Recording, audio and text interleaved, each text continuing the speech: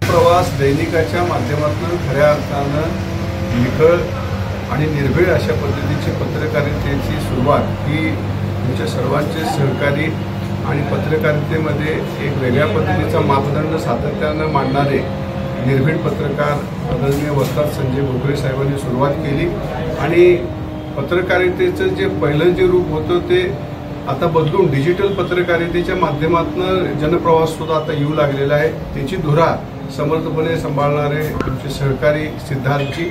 या दोघांच्या असणाऱ्या या पत्रकारितेच्या माध्यमातून त्यांचे जे असणारा जे वेगवेगळ्या पद्धतीचे जे त्यांचे प्रयत्न आहेत त्यांनी सातत्यानं वाचकांच्या पर्यंत आणि जनतेपर्यंत